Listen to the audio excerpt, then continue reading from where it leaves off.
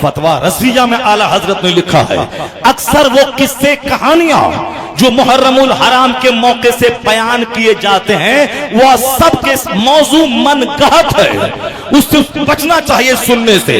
اکثر واقعات، اعلی حضرت نے کیا لکھا، اکثر واقعات جو کربلا کے ہیں وہ من گھڑت اور موضوع لوگ بیان کرتے ہیں، اس کو بیان کرنے اور سننے سے بچنا چاہیے۔ یہ بتائیں کہ محرم کے موقع پر ہوتا کیا ہے؟ فاتحہ کہاں ہوتی ہے؟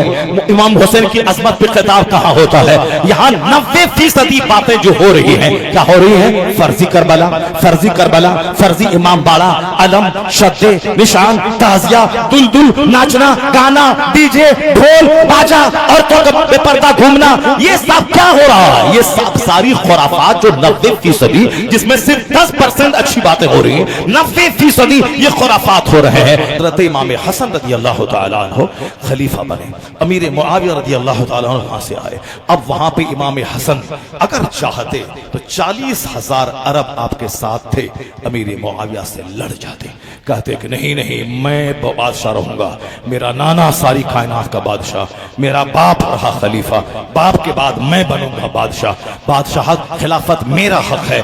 40,000 عرب کو لڑا دیتے، کئی ہزار لوگ مر جاتے، کٹ جاتے، مگر کرسی بچانے کے لیے امام حسن وہ سب کام کر لیے ہوتے۔ ان کی جگہ اگر کوئی دوسرا ہوتا یہ قدم اٹھا دیتا، مگر امام حسن کی جو تربیت مصطفیٰ نے کی تھی اسی دن کے لیے کیا تھا۔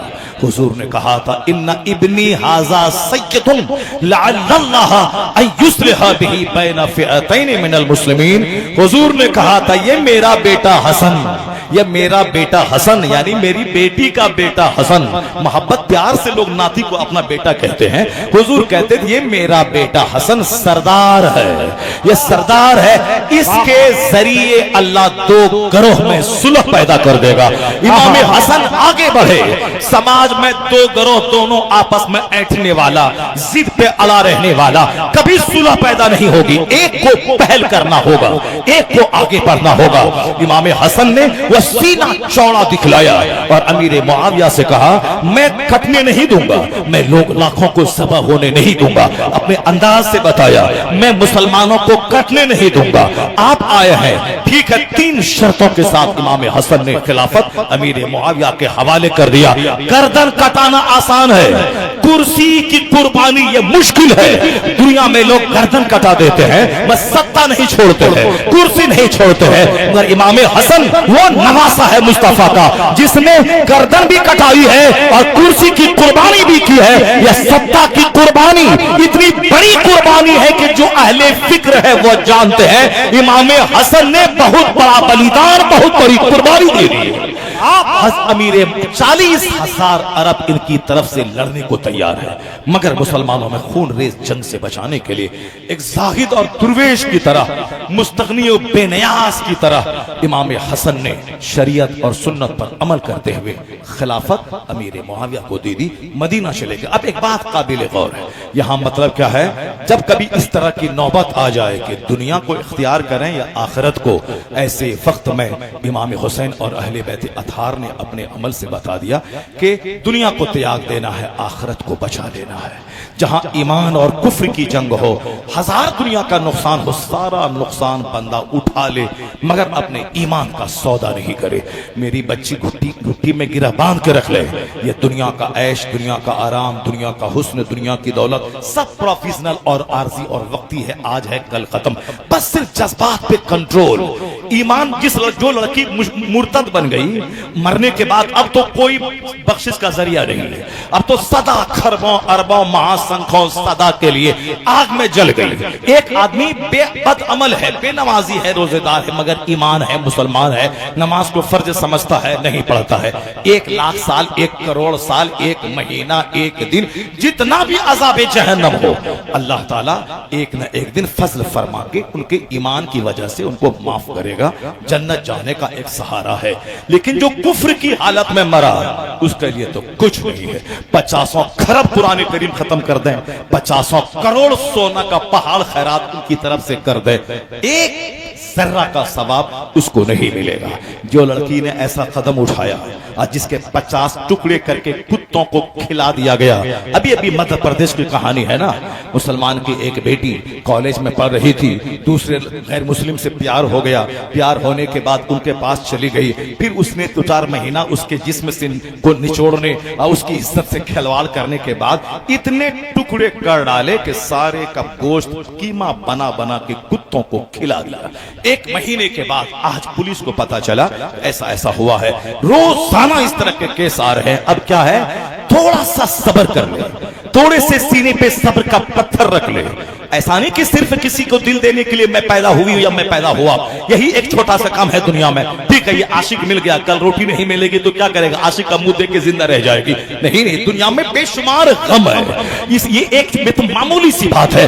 اس لیے نگاہوں کی حفاظت کر، اپنے سینے پہ صبر کا پتھر رکھ لے۔ دنیا ذرہ ہے، آخرت مثل سمندر کے مانند ہے، اس لیے اپنے تمام بال بچوں کو یہ بات بتا دیں۔ امام حسن نے بھی وہی بتایا اور آگے میں بتاؤں گا کہ امام حسین نے بھی وہی بتایا کہ یہ دنیا ایک ذرہ ناچیز ہے، آخرت مثل سمندر کے ہے، اور جب دنیا اور آخرت آپس میں ٹکرانے لگے تو دنیا کو تھوک دینا، آخرت کو گلے لگا لینا۔ امام حسن نے کرسی کی قربانی دے دی، اب درویش بن کر مدینے میں آ کے زندگی گزارنے لگے۔ کچھ لوگوں نے کہا شیم شیم شیم، کیا کہا؟ شیم شیم شیم۔ مجھ سے زیادہ آپ سمجھ سکتے ہیں شیم کا کیا مطلب ہے۔ مطلب ہے کہ آپ نے شرم والا کام کیا ہے، آپ نے مسلمانوں کی گردن جھکا دی ہے، آپ آر المسلمین ہیں، مسلمانوں کے لیے آر ہے۔ کیوں؟ 40,000 عرب آپ کی طرف سے جان دینے کو تیار تھے، اور آپ نے بزدلی دکھا کر حضرت امیر معاویہ کو آپ نے خلافت دے دی۔ آپ شیم ہیں، شیم ہے۔ امام حسن نے نہیں بولا ارے تو ہم کو شیم بولتا ہے، میں تیری گردن کاٹ دوں گا، میں علی کا بیٹا ہوں، شیر خدا کا شہزادہ ہوں، تو ہم کو آر بولتا ہے، میں تیری گردن کاٹ دوں گا، مار دوں گا۔ یہ تو آج کل کے چھچلے قسم کے لوگ جس کا کوئی بڑا مقصد نہیں، جو ریئلٹی کو جانتا نہیں، جو بالکل صرف ایک مکھی گھاؤ کھوجنے کے لیے بس ذرا سا تلاش کرے کہاں کیا کون کیا بولا۔ ایک 3 گھنٹے کی تقریر میں 99% باتیں جو زندگی سنوارنے کی باتیں ہیں، جو زندگی میں روشنی دینے والی باتیں ہیں، ان ساری باتوں کو تاک پہ رکھ دینا۔ اب بہت بڑا IAS آفیسر اور اسمارٹ بنتے ہوئے بہت بڑا سوشل میڈیا میں منہمک رہنے والے بہت بڑے محدث، بہت بڑے فقیہ اور بہت بڑے رائٹر بن کر ایک جملہ کی گرفت کر لینا، بڑے محقق بن گئے ہیں، بڑے محقق بن گئے ہیں۔ ایک جملہ کی گرفت کر لینا، آدمی تو بولتا ہے کبھی کبھی، اکثر باتیں 70%، 80%، 90% اس طرح کی باتیں لوگ بول کے کہنا چاہتے ہیں کہ اکثر یعنی زیادہ تر باتیں۔ فتویٰ رضویہ میں اعلیٰ حضرت نے لکھا ہے اکثر وہ قصے کہانیاں جو محرم الحرام کے موقع سے بیان کیے جاتے ہیں وہ سب کے موضوع من گھڑت ہے، اس سے بچنا چاہیے سننے سے۔ اکثر واقعات، اعلیٰ حضرت نے کیا لکھا، اکثر واقعات جو کربلا کے ہیں وہ من گھڑت اور موضوع لوگ بیان کرتے ہیں، اس کو بیان کرنے اور سننے سے بچنا چاہیے۔ یہ بتائیں کہ محرم کے موقع پر ہوتا کیا ہے، فاتحہ کہاں ہوتی ہے، امام حسین کی عظمت پہ خطاب کہاں ہوتا ہے؟ یہاں 90% باتیں جو ہو رہی ہیں کیا ہو رہی ہیں؟ فرضی کربلا، فرضی امام باڑہ، علم، شدے، نشان، تعزیہ، دلدل، ناچنا، گانا، ڈی جے، ڈھول، باجا، عورتوں کا بے پردہ گھومنا، یہ سب کیا ہو رہا ہے؟ یہ سب ساری خرافات جو 90%، جس میں صرف 10% اچھی باتیں ہو رہی ہیں، 90% یہ خرافات ہو رہے ہیں۔ بندہ اس پہ بولتا ہے، اور پھر بندے کا نشانہ وہ تھا، یعنی وہ رافضی جو اہل بیت اطہار کے نام پہ جنہوں نے خرافات مچایا، جنہوں نے گندی گندی باتیں کی ہے۔ حضرت سکینہ جوان ہے، اس کی بے صبری کو ثابت کرنا، سیدہ صغرا بیمار بچہ تڑپ رہی ہے، یہ کوئی تاریخی کتابوں میں موجود نہیں ہے، مگر ہائے صغرا کہہ کے رنگ جوانا، ہائے سکینہ کہہ کے رنگ جوانا۔ قاسم کی منگنی ہو رہی ہے، سکینہ کی منگنی ہو رہی ہے، صغرا کا خط آ رہا ہے، ایک کبوتر آ رہا ہے، یعنی یہ شہادت کی، استقامت کی، بہادری کی، اللہ کی راہ پہ سب کچھ لٹانے کی کہانی کو کبوتر کی کہانی بنا دیا ہے، کبوتر کی کہانی بنا دیا ہے، خط کی کہانی بنا دیا ہے، مرثیہ کی کہانی بنا دیا ہے۔ اور صاحب جذبات میں لوگوں کو بھڑکانے کے لیے حضرت علی اصغر کے میدان میں لوگوں کے سامنے پانی مانگنے کی کہانی بنا دیا ہے. یہ کہانی صبر کی کہانی، خودداری کی کہانی، غیرت کی کہانی، استقامت کی کہانی، حق بچانے کے لیے گردن کٹانے کی کہانی، یعنی ظلم کے سامنے صبر کی تاریخ رچنے کی کہانی ہے. کربلا کی کہانی لوگوں نے کس طرح سے چال پھیلا دیے جہالت کے.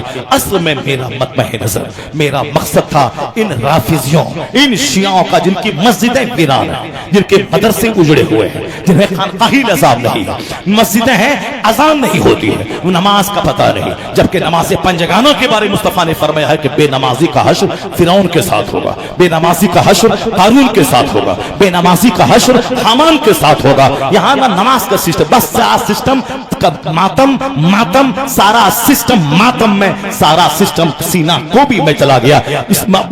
ہم نے اس کی مذمت کی ہے. اہل بیت کی محبت میں سنیوں نے شیعوں کی روایتوں کو قبول کر لیا، ان کی حکایتوں کو قبول کر لیا، ان کی ساری باتوں کو قبول کر لیا. شاعروں نے بھی، خطیبوں نے بھی اسی کی طرح رنگ جمانا، ان کی کہانی بیان کرنا. میں نے رافضیوں کی مذمت کی ہے، اور میرے پہلو جو سچائی سے پرے ان صرف رنگ جمانے کے لیے ان کی باتوں کو لے لیا ہے، میں نے اس کی مذمت کی ہے. ان کی کہانی 99% کیا 99% رافضیوں کی کہانیاں وہ سب گڑھی ہوئی کہانی. جو کہانی 1300 سال پہلے کربلا کے واقعات کے 500 سال تک کوئی عطا پتا جس کا نہیں ہے، وہ ساری کہانیاں گڑھ گڑھ کے صرف لوگوں کے جذبات سے کھیلنے، لوگوں کو ہلانے اور پھر مجلس میں رنگ جمانے کے لیے اپنی طرف سے گڑھ کر لیا گیا ہے. ان کی مذمت کی گئی ہے. اہل سنت و جماعت کے جن علماء نے، جن فقہا نے، جنہوں نے تاریخ لکھی ہے، اس تاریخ سے بحث کس کو ہے؟ جو تاریخ سچی ہے، امام حسین کی شہادت کی کہانی، اہل بیت کی فضیلت کی کہانی جو بخاری شریف میں ہے، جو مسلم شریف میں ہے،